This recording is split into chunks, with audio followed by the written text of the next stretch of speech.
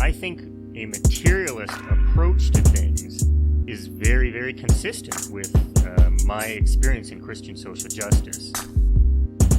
I feel like the deeper I get into anarchist practice, the deeper my faith is getting at the same time. I would hope that, securing means of life for all would be something all people of faith would say, oh yes, that's at the basis of what we believe. Those who are most marginalized know the most about the truth, the good and the beautiful. To me, it's less that I think building class solidarity is a bad thing, as much as it seems like if you don't attend to things like anti-Black racism, that's always going to get in the way of building class solidarity, actually. And when you go back, you find that a lot of revolutionary grassroots participatory movements, the precursors to what you could call the barrio assemblies and these grassroots neighborhood organizations, a lot of these were sponsored by the church. What does it mean to say that the Christian tradition is internally contradictory and there are antagonisms there and you're always being faithful to some aspects and betraying other aspects? Welcome to the Magnificast, a podcast about Christianity and leftist politics. I'm Matt Bernico, your podcast host, and also the new lead singer for Squad 5-0. I'm Dean Detloff, your other podcast host, and I'm the backup singer for Squad 5-0, recently deposed in a very brutal coup. I don't remember, but I think Squad 5-0 is problematic for some reason. I can't probably recall, though. I'm not going to Google it, that's for sure. No, absolutely not. I would never. Well, this week you're in luck because we're not talking about Squad 5-0. We're talking to Micah Herskind, a really, really fantastic writer and an Atlanta-based organizer and one of the 10 co-creators of the 8 to Abolition campaign, which if you have not heard about, boy, are you about to hear a lot about it. It's You've heard about 8 Can't Wait, but now get ready for the real one, 8 to Abolition. Don't even worry about the other stuff. 8 to Abolition is the real deal. Yeah. Can't wait to hear about 8 to Abolition. It's really good stuff. It's a nice campaign around abolishing prisons and police, and it's all in a digestible format that's great for your youth group and all the folks that you like to hang out with. Anyway, Micah also does a lot of really great writing on his own, especially at a Medium blog at medium.com/@Micah Herskind. You can find writing on abolition and a whole host of other things there that are great, including some really good resources and kind of framing devices and things like that around abolition. So I encourage you to check that out. All right, let's go to Micah.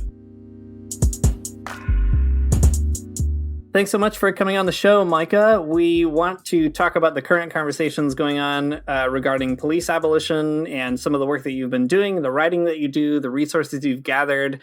For people who don't know, Micah does a really fantastic job just pulling together lots of different links and books and interviews and that sort of thing to get people on the path to abolition. But before we get that far, could you do some introducing of yourself and also introduce us a little bit to the 8 to Abolition campaign? Yeah, absolutely.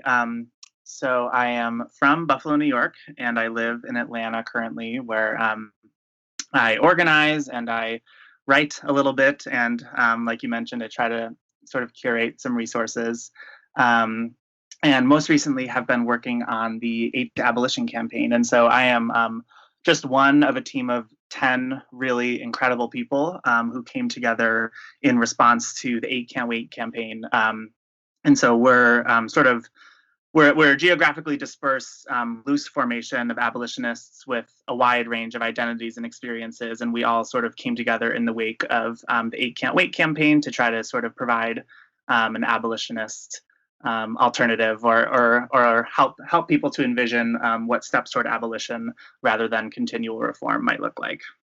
Cool. Well, we usually start our conversations off by asking people to give like an elevator pitch for what they're thinking about. And sometimes when people come on the show and they've written a book or whatever, that's easy. They're kind of explaining their book and that's fine. But when it comes to abolition, it might be kind of tricky because it's maybe more complicated than just pitching a book or something. But if this were a particularly high building with a very slow elevator, how would you pitch, like what abolition is and what 8 to Abolition is about? Yeah, definitely. Yeah, we would definitely need a very slow elevator. So I think I would pitch aid to abolition in the same way that I would pitch abolition in the first place, which is to say, first, that the abolitionist movement is a decades-old one that has been founded and led and pioneered by Black feminist thinkers and writers and organizers. And so it's sort of, there's this really deep tradition and deep lineage of ideas. And so the way that I would think about pitching abolition is I always go to Ruth Wilson Gilmore, who talks about abolition as presence. And so the way that I understand abolition is sort of a dual-pronged project of not only tearing down institutions that criminalize people and make people sick and put people in cages and shorten people's lifespans, but also the building up of institutions that allow people to thrive and to be safe and to respond to harm well when it happens and to find healing and to be accountable to ourselves and to each other. And so that's sort of the big picture understanding of abolition. And I think to add on to that, it's also about saying that what we have right now is not keeping people safe. This system of police and prisons that we have right now is actually actively endangering and shortening the lives of most people, and especially of Black and queer and trans and poor people, and especially those who sit at the intersection of multiple of those identities.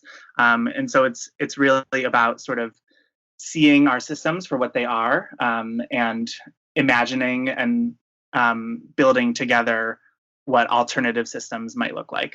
That's great. What a great elevator ride, indeed. You did a great job. Don't worry about that.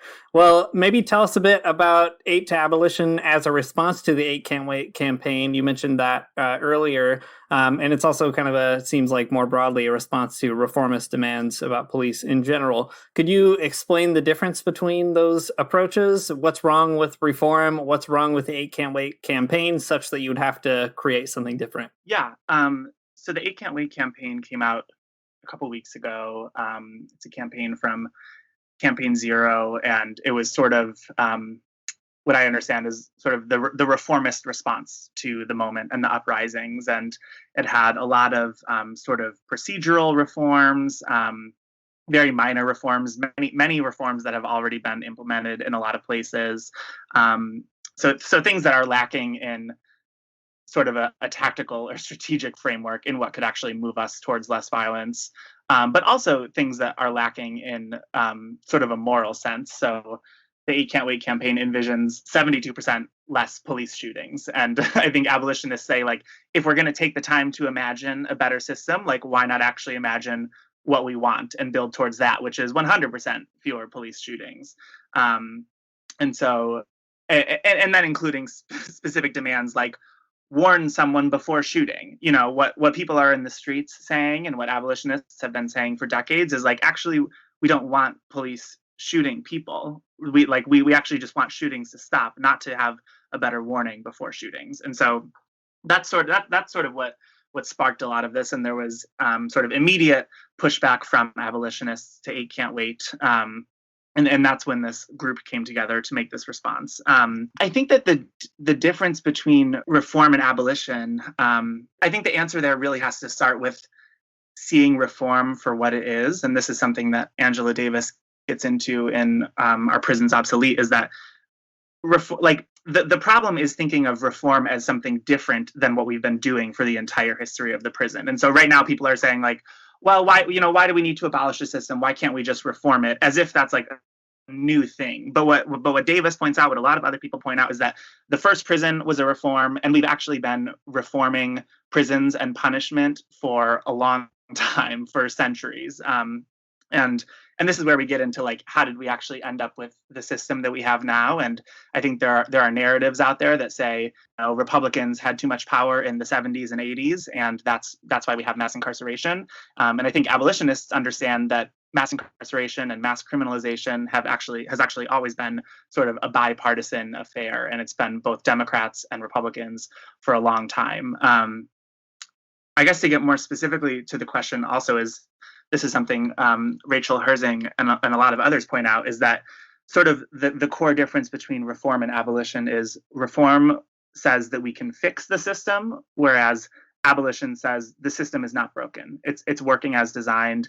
It was and is designed to control poor and Black people, and to maintain existing power hierarchies of white supremacy and patriarchy, and racial capitalism. And so understanding that sort of seeking to fix the system is something that's actually been tried and failed for many, many decades, and that what we actually need is a different approach. And so but to get into what abolitionists are really asking for concretely, the way that I understand it is sort of a continual process of taking resources away from police and prisons through non-reformist reform, something that Ruth Wilson Gilmore has spent a lot of time explaining. Basically, changes to the system that decrease the power, authority, resources, or tools of violent systems, that actually reduce the capacity of violent systems to harm people, and then redirect those resources into institutions that allow people to live well. And so I hope that gets at some of the differences between reform and abolition.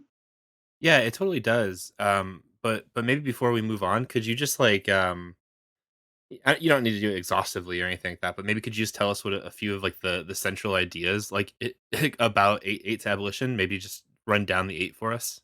Yeah. So the way that we thought about it as we were going about this was that we really did want to first draw on again demands and campaigns that have been made for decades by abolitionist organizers. And what we really wanted to capture was not only sort of the tearing down element of abolition, but also the building up. And so sort of half of the demands are focused more on, how do we get rid of these harmful institutions? And so we talk about defunding the police and demilitarizing communities. We talk about the importance of removing police from schools as sort of a major source of how especially young Black children end up in the prison and in punishment institutions. We talk about the need to actually free people from jails and prisons, and to begin the long work of actually decriminalizing things. And so we explicitly mention decriminalizing misdemeanors because they account for 80% of total court dockets. But we're also very clear about we want to be on the road to to full decriminalization. We don't want criminalization to be the way in which we respond to harm. And that sort of leads into the 5th one, which is repealing laws that criminalize survival. So people in the sex trade and the drug trade and street economies, sort of removing all things that criminalize people who are trying to live. And then sort of the second half is actually beginning to envision what are the things that people need to be well and to thrive. And so we talk about investing in community self-governance. So thinking about how can we actually begin to empower communities to decide for themselves what they need and make sure that all of the needs of community members are taken. How can we as communities reimagine what safety looks like and what actually allows people to feel safe? We talk about the need for safe housing, safe and accessible housing for everyone. I mean, COVID alone has shown just how many people are sort of living on the edge of disaster, how many people are, as Miriam Kava says, a couple paychecks away from complete ruin. And so thinking about housing as sort of housing for everyone, regardless of any circumstances, as sort of a key tenet. And then also thinking about the need to actually support reparations and land back to Indigenous communities, to Black communities. And then the last one is sort of a wide-ranging look at how we can invest in care and not cops. And so how do we strengthen health infrastructure? How do we invest more in teachers and counselors and universal childcare and support for all different kinds of family structures? How do we make sure that everyone is able to get where they need to be through free and extensive public transit? Make sure that everyone is fed. So just really trying to provide pathways into what abolition could look like, as not only defunding the police and defunding prisons, but also building up life-affirming institutions. And if I could just add one more thing, about the way we were thinking about this is we really tried to tailor it to what demands could be made at the local level. And so I think that people are realizing now more than ever, as people start to look into their city police budgets, that so much of what's happening right now is happening at the city level. We have police forces that are at the city level and mostly controlled by Democrats. And so trying to give people a lot of different pathways into where they can begin organizing in their own cities or municipalities, and how they can join groups that are already doing this work is something that we really tried to do with the platform. Yeah, it's a good platform. I appreciate you kind of going through each piece for us. What always strikes me about abolition is how like comprehensive of a of like a political project it is. It's not just about police or prisons, but it's about the transformation of the entire society away from carcerality. And I think that's so important and so cool to kind of see you all formulate in this way. Um, well, I mean, on those points, it's kind of wild, I guess, just to think that a few weeks ago, police abolition seemed like, I mean, a pretty far off goal, or like a really niche sort of project. I don't want to like cast aspersions on anyone to say it's and minimize it. I'm just saying it's like it wasn't in the spotlight, but due to the work of a ton of activists like yourself and the other folks that are a part of 8 to Abolition, it's an idea that's really been like catapulted to the spotlight. It's in the New York Times and elsewhere. It's just part of it's part of the discourse, and that's all I'm trying to say. But part of that process has also shown that people have some really wrong ideas about abolition, and either purposefully or not. So could you parse out some of the common mistakes and misconceptions that folks have about police abolition or prison abolition or just abolition in general? Like what's a misunderstanding that you feel like comes up a lot in conversations regarding abolition? Yeah, definitely. I mean, it's been really wild to see in a matter of weeks suddenly like these national conversations are happening about abolition. And yeah, I mean, I think first what you uplifted is like, this is the fact that this can be a national conversation and this can be in the spotlight is the result of years and years of organizing and theorizing by abolitionists, especially groups like Critical Resistance, like one of sort of the biggest and sort of foundational abolitionist organizers. All of the organizing that happened in the wake of Ferguson, I think, has sort of begun to sort of build up the cultural and theoretical and institutional infrastructure for abolition conversations to really take off. I think that's something that is really frustrating to me as someone who has been in this sort of movement or in these conversations for only like 4 years or so. So I'm sure something that is like far more frustrating to people who have been doing this for decades is as it's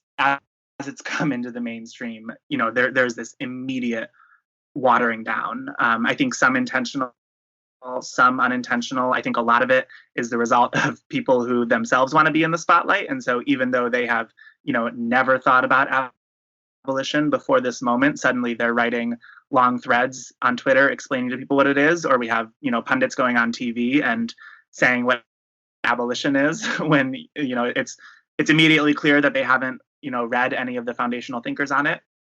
And so, yeah, that has been really frustrating. I think that one of the biggest misunderstandings I'm seeing in a lot of these attempts to say, well, everyone's confused, and so here's what abolition always is or here's what abolition is people are saying things like, okay, abolition says we need to get rid of the police as we know them and prisons as we know them, and so it's about defunding what we currently have and then building up a new system of with a new police force in its place, police that are better trained and better at their jobs, and we're going to totally dismantle the quote unquote culture of policing.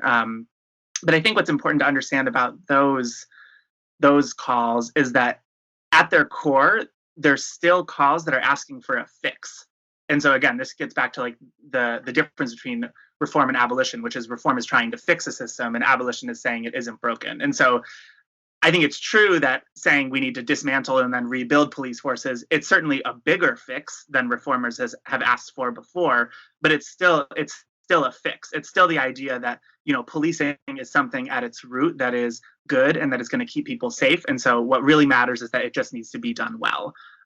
Whereas that is not that is not what abolition is saying. That's not what abolitionists are working towards. They're working for a world where there's no perceived need for the police, and they see the police for what they are, which are sort of agents of social control backed by the threat of violence all the time. And so I think that's one of the biggest misunderstandings that I've seen. I think another thing that has just come up for people is, I think it can be jarring to hear the word abolition.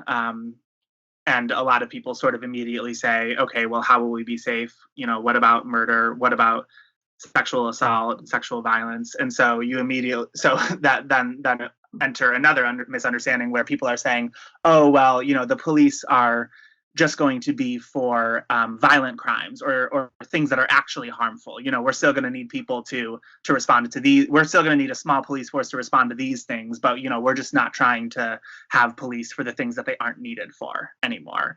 And again, this is, however well or malintended, this is again sort of ignorant of what abolitionists have pointed out for a long time, which is that police and prisons are actually sources of a lot of death and sexual violence. And so thinking that these institutions that actually shorten lives all the time might be reconfigured to now save lives, again, abolitionists say that's not what they're designed to do. So stop trying to make them do that. Those are some of the main things that I've seen. That's great. I appreciate you articulating some of that misunderstanding. You can tell the frustration behind it, which is a good thing to hear anyway. I think you've laid out the difference, at least, with what abolitionists are after. I want to switch gears a little bit in the conversation, but not completely, just maybe switching focus to talk a bit about the connection between abolition and your approach to it, and also your Christianity or your faith, which you've done some writing about. So you're a Christian. We studied together recently in a class at the Institute for Christian Studies on Christianity and prison abolition. Could you talk a little bit about how your faith is related to your abolition work? That's kind of like an emerging conversation that I guess I'm really interested in hearing more about. Yeah, I know I should be calling you professor. Definitely not. You might have to edit that out. No, so I think, this is something that I've been really trying to push into recently as well, and something that your class really helped me begin to parse through. And projects like Christians for Abolition by Hannah Bowman have really helped me start to process. I think that my faith is sort of a source of a lot of sort of my work and my convictions and what propels me to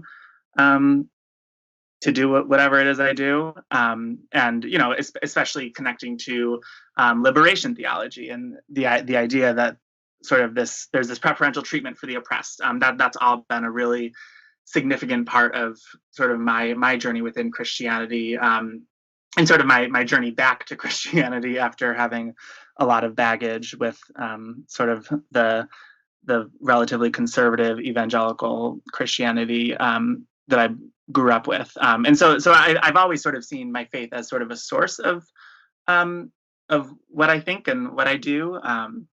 But something that I've been learning about, and that I'm, through your class, through my own reading, and something that I'm excited to continue thinking about is sort of the theology of abolition and how sort of abolition is actually at the core of theology, and of what I think Christian theology should be. I've come to think of Jesus as an abolitionist, someone who sort of did this proactive world building work, and who called out harmful institutions and behaviors and sought transformation in a lot of ways. And I think sort of seeks transformation for all of us, not only individually, but also as a society. And so more recently, I've been connecting to sort of the theology of abolition. Cool. Well, let's keep on that Christian train of questions for a second.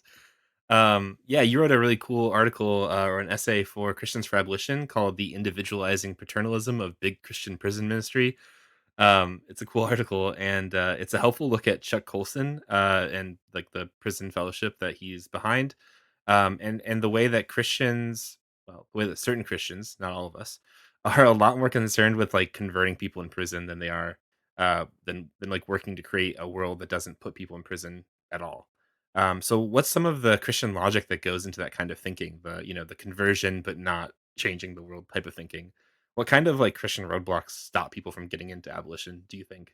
I think where we see it most is sort of the American Christianity that has been completely warped by sort of capitalism and the intense individualization of every element of our lives, including sort of the individualization of faith and the idea that sort of the pinnacle of the Christian faith is a personal relationship with God and in individual salvation that sort of comes at a later time. And so I think that we see that especially clearly in the work of organizations like Prison Fellowship. And Tanya Erzin has written a really good book about this, and Josh Dubler and Vincent Lloyd have also written the book about this.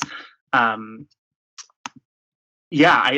think it's exactly sort of how you opened, is that prison, sort of these Christian prison ministries are often relatively conservative in their theology, and they're really about sort of prioritizing interchange of hearts and minds over broader change of the systems that actually keep people oppressed. And so to me it feels in direct contradiction to what Jesus would want. And it comes from this sort of intensely individualizing view of harm or crime, which basically says that the reason people do harmful things is because they are personally flawed and in need of God. And so if we can just convert them to Christianity, then we can stop them from doing these bad things. And so that's why then the quote unquote Christian approach is to go and say, well, let's connect this person to God and get them a personal relationship with God, and then they're not going to be a criminal anymore.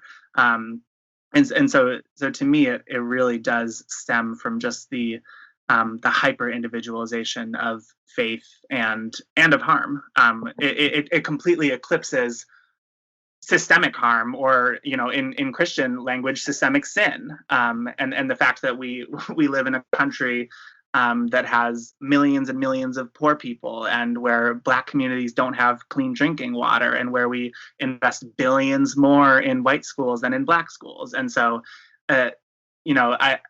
it's both mind-boggling and completely sort of in line with what we would expect from sort of conservative Christian evangelism, that we might say, well, actually the core problem here is that you haven't prayed enough, so we're going to get you to pray, and then that's going to solve the problem.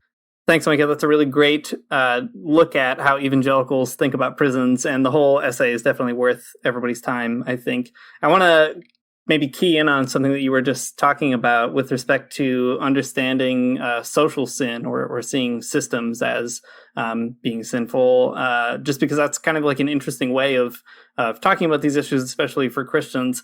You mentioned looking for ways of talking about liberation theology, and that's the kind of thing that gets us excited on this podcast most of the time. And I wonder if you might maybe walk us through a bit more about how Christians might confront the way that conservative Christians or other kinds of Christians, liberal ones too, have kind of lent their theologies to incarceration. Like, what kind of tools do you think that Christians have to reevaluate our own theological traditions, or find energizing principles, or however you want to put it, to kind of undo that work?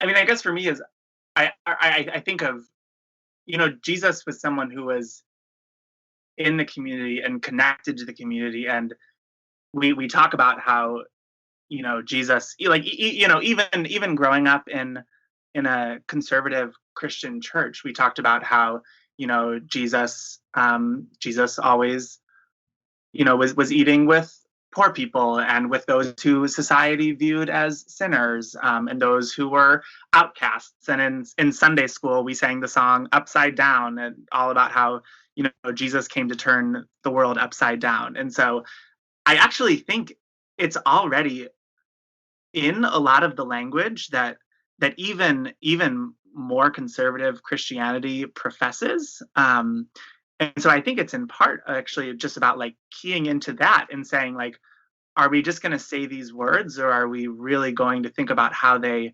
apply to our world? And so, Jesus came to turn the world upside down. Like, what's more upside down than abolition? And then I think the other tactic is actually just like, again, Jesus was in the community. Jesus was with the most harmed. And so like, let's actually go to the most harmed and see what is the problem here. Like, and that's when we get into conversations that I think abolitionists have made really clear, which is like, I think, so police murders right now are getting are very publicized and they're in the news. But I think also what we need to do is actually, and this is something that I have learned from Naomi Murakawa, is we actually need to go to like the typical interaction between police and people, which is like a misdemeanor arrest, and think about what that actually looks like for people and how that harms people, and recognizing that police make 10 to 12 million arrests per year, which is 10 to 12 million times a year where people are kidnapped out of their communities and taken to cages where then a loved one will probably have to pay ransom in order to get them out. And so I think the other thing something that I found helpful in talking to my own loved ones is sort of just trying to show these divides between what is it that we're professing in either like the worship songs that we're singing during the week, or the verses that we're quoting, or what it is we're saying, and like the actual reality of what is going on and what these systems that we've built up are really doing. I really appreciate you putting it that way.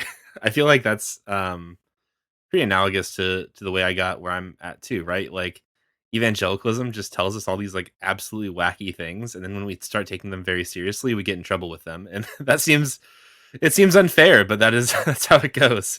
Exactly. Yeah, no, I mean, I feel like I'm probably at a point in my life where I'm like most living into a lot of the lessons that I grew up with, which is, I mean, I have a long way to go and will always have a long way to go. But like, if ever there was a time in my life where I feel like I might be aligning with some of the things that I was taught as a kid, it's now. And yet now is the time when I'm getting the biggest pushback from Christians in my life about, how this is going too far, or, this is not what it should be. And it just is like, well, do we want to internalize these lessons or not? Because we can't just keep saying them if we're not going to live them out. Yeah, that's great. And good to keep people reflecting on their own commitments, things that they already believe that hopefully you can kind of expand on a little bit. Maybe that's a helpful way in. We'll see. We'll find out in Sunday schools. Maybe I could ask you to talk a little bit more. We've been talking about prisons a lot, but I want to bring us back to police. There's a lot of literature out there on abolition, and Christians talking about abolition is kind of increasing. But it seems like there's less Christian engagement with the idea of police abolition in particular. Do you think there are maybe like natural ways that Christians can connect those dots? Are there Christians that you know of that are already doing it? How are you doing it yourself? Maybe bringing in the Christian specificity isn't like the most important thing, but if it gets you somewhere, that might be worth kind of bringing up, I guess, for folks who are struggling to make those connections. I think I just come back to like, what is the Christian vision for the world? And like, we talk about the kingdom of heaven and like bringing the kingdom of heaven to earth. And like, it's funny when people say, it's funny to me, especially when Christians say that abolition is, too utopic of a vision. When like, isn't that what we're supposed to be doing? Like, aren't we talking about heaven and like what the kingdom of heaven looks like, and how, I mean, there are a lot of different theologies on what being in the now looks like. But it is always funny to me when we talk about the kingdom of heaven and the kingdom of heaven coming to earth, and then like we're not willing to imagine like a world without police or prisons. Like, this is again just a case of like, which is it? Can we build towards and hope for a better world or not? And so, I think a question that could be asked is like, will there be police in the kingdom of heaven? Like, will there be people walking around with guns who, can kill you at a moment's notice in the kingdom of heaven? And, which is not to say that human action is going to get us there, but like, if we can envision what that might look like, then like, why not try to take some steps that might get us closer? I like that a lot. Yeah, it's good. For folks who are, I mean, like, people are kind of very motivated by abolition right now. Like, this is like, everyone's talking about it, everyone's excited about it, and that's good.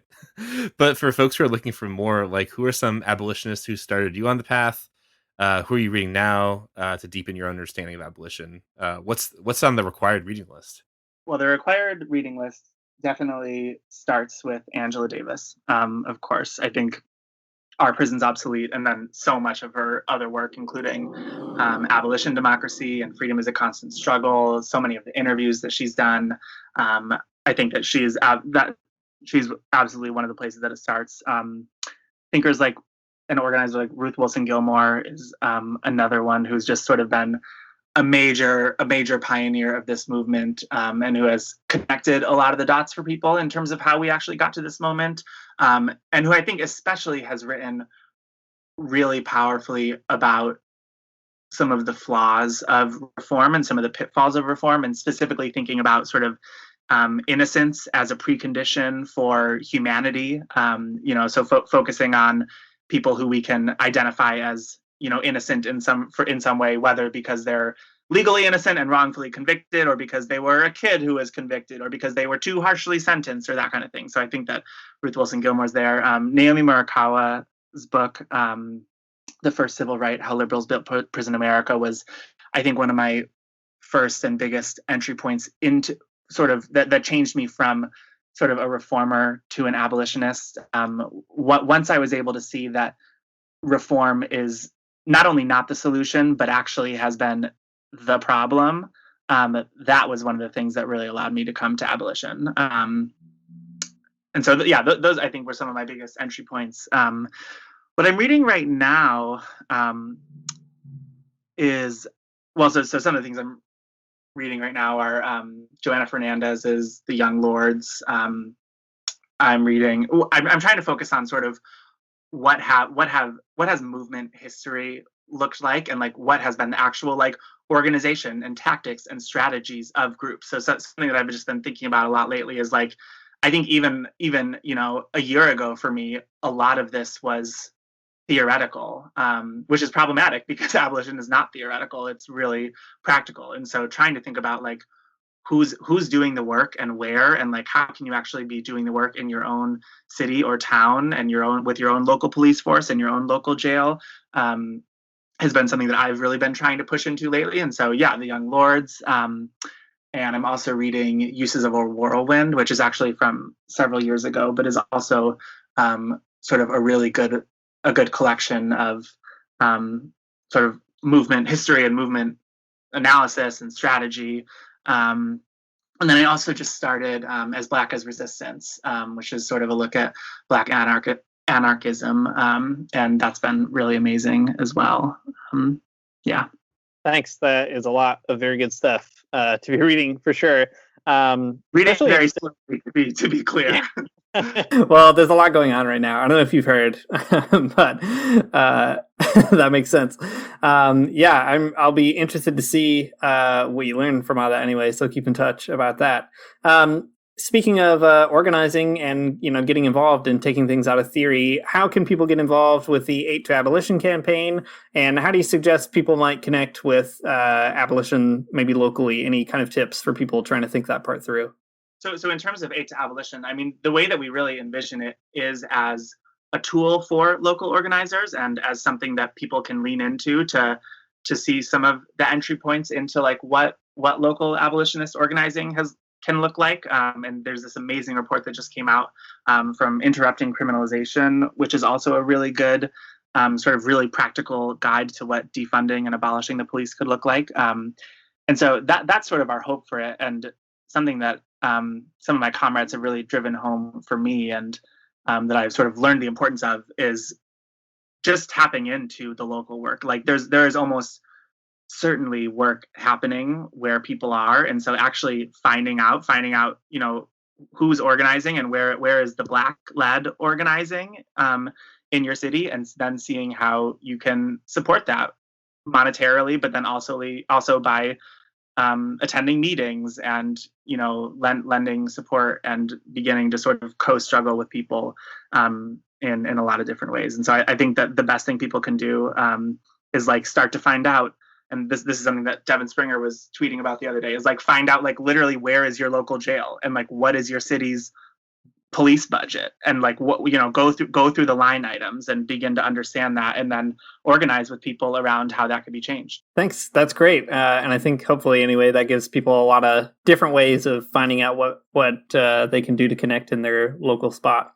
We really appreciate you coming on the show, Micah. Like I said, there is a lot going on, especially for you. I know there's kind of a lot going on, so we're really grateful that you took the time to lend us your brain and your thoughts and your experience, and especially your time. We look forward to seeing where 8 to Abolition goes. Yeah, thank you guys so much for having me. Yeah, thanks for coming on. Thanks for listening to the Magnificast. If you like what you heard, you can subscribe to us on Patreon, patreon.com/the Magnificast. You can also leave us an iTunes review. We'd always appreciate that. And also you should go to 8toabolition.com and see what these 8 very good things are all about. It's a good one. So go check it out there. You can see some of their they have like a digital toolkit too if you want to share about it on your Twitter account or Facebook or whatever. So all kinds of good resources there to get involved. Cool. The intro music is by Amari Armstrong, and the outro music is by The Illogical Spoon. We'll see you next week. Heaven come to earth and there won't be no church. We'll meet down by the riverside. There we'll swim with all creation. Never get tired, never bored. Don't worry, someday there'll be no dam between us and our Lord.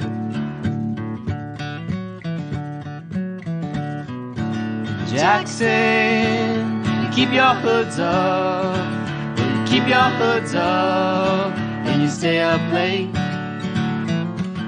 Jackson, you keep your hoods up.